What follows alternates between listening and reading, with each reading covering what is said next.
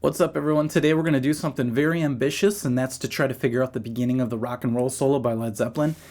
A lot of people have tried, and I've been studying it my whole life, and I'm still to the point where I'm sort of like, I think this is how it goes, but this is the closest I've ever been to it. It took a lot of time. It was painstaking, literally. I was wearing earbuds trying to listen to this solo for hours this week, and all of a sudden I started getting this funny ringing in my ears. You know, I was listening a little too much to the solo, I guess, and maybe lost some hearing because of it. But I guess that shows my dedication to the solo. Anyways, what we're going to do is we're going to start off like a lot of people teach this part, and we're just going to go from the 3rd fret on the 5th string and pull off to the open A string. And then we're just going to come down and hit the G on the 6th string. I like to pick it upstroke, then downstroke. The way I like to do it, though, is I like to use my ring finger and then end up with the middle finger.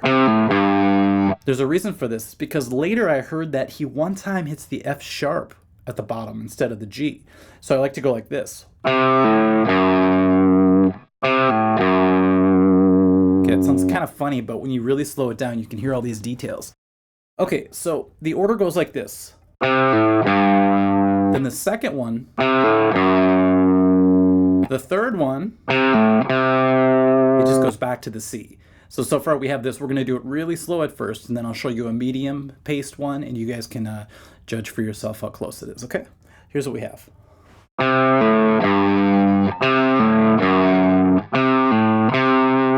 And we go back to the normal G, and again with the normal G.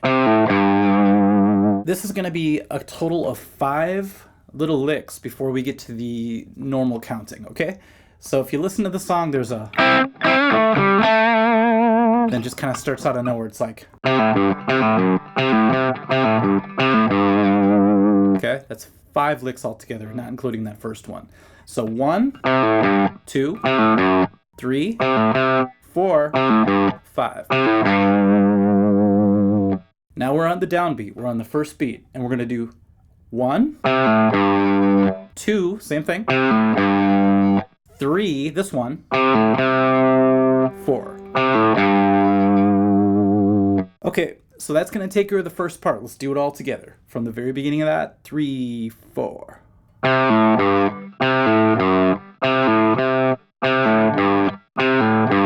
Now the 4. 1, 2, 3 is the special one.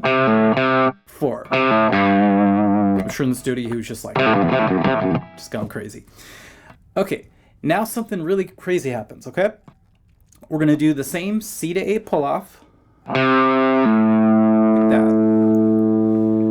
But we're going to do something that I never knew existed in this. So you're hitting the C, the 2nd string 1st fret, but you're also hitting the open G string with it. And then we're hitting the A. 3rd string 2nd fret. So you want to get good at going like this.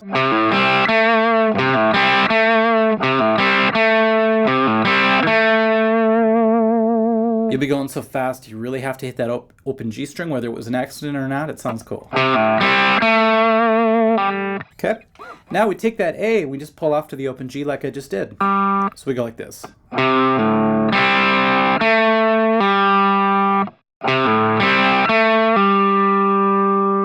Now the fun part. We're actually going to do a series of pull-offs.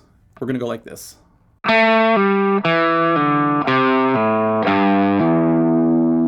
Alright, this is just an A minor pentatonic pull-off. Like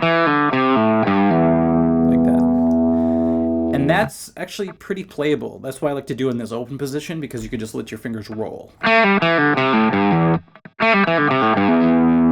practice that a little bit. It's good to get in the flow of that. You might be wondering, how is this all fitting with a beat? But I'll put that together later. I'll play the whole thing up to that point now.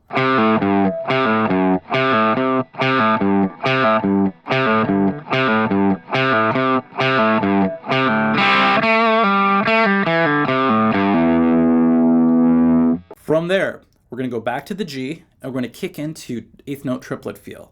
1 and a, 2 and a, 3 and a for a little while now, okay? So we go G, open A, C. After the C, we're just going to play open A, So we have this. Back to the C. And you got to play this really choppy. Okay, the second you hit that C, we're actually going to come up to the 4th string 2nd fret E. So it goes.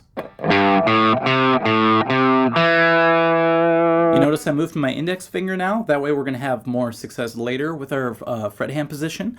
If you don't, you have to make a big awkward jump. Okay, so we have this again.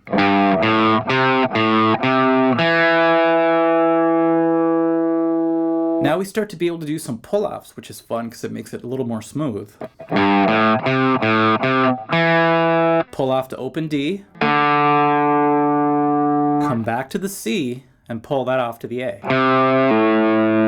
Back to the C. Like that. So right now we're right in the middle of the trenches, so it's getting kind of ugly, but stick with me. Okay, so we have this.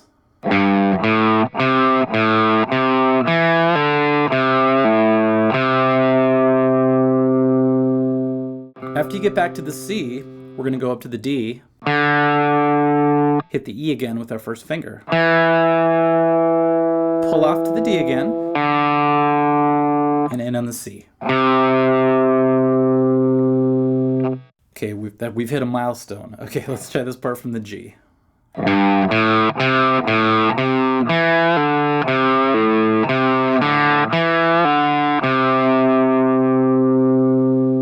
Now we skip a string and we go up to the 3rd string 2nd fret. So we do this C to A movement.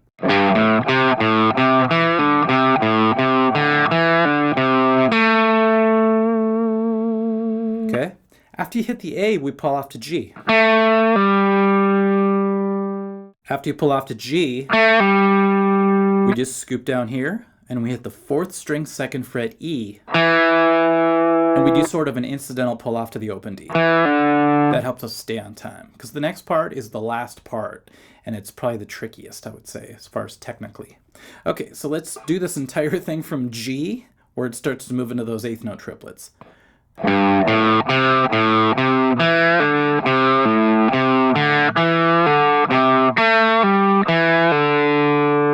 See, when I play it like that, it's not too strange sounding. You just hear it as 1 and a 2 and a 3, kind of like that. There's a flow to it.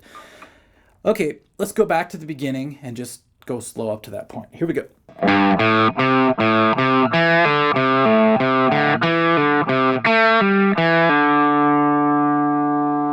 Okay, how many of you guys made it that far?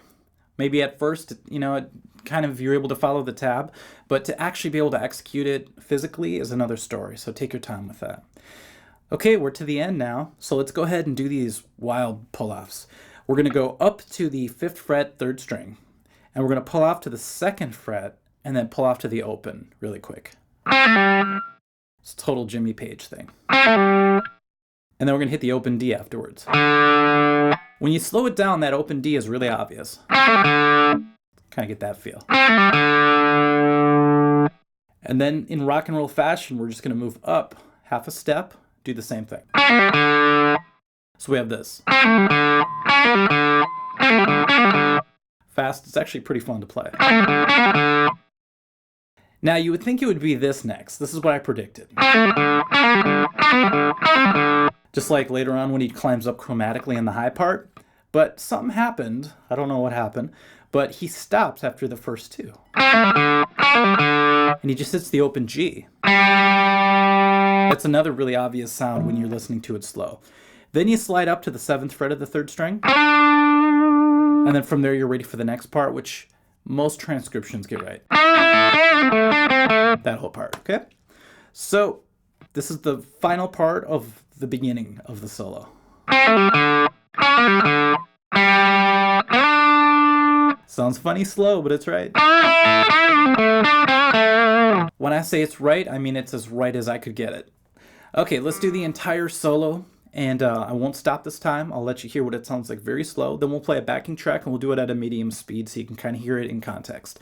Okay, so after this...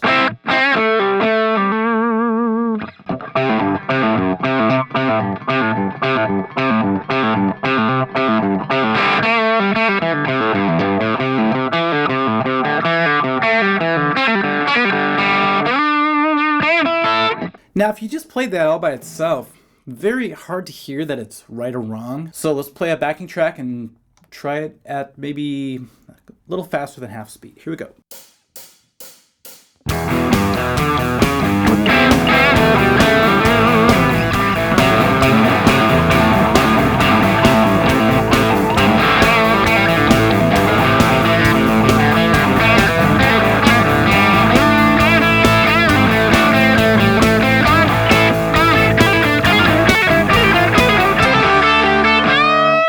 I just wanted to do that two-step bend.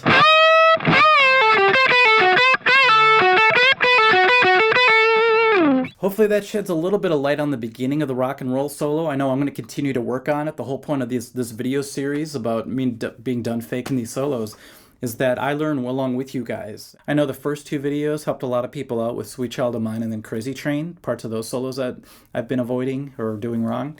And hopefully this one can do the same for you guys. And hopefully rock and roll isn't as much of a mystery anymore. Okay guys, hopefully that helps you out, and we'll catch you at the next one, okay?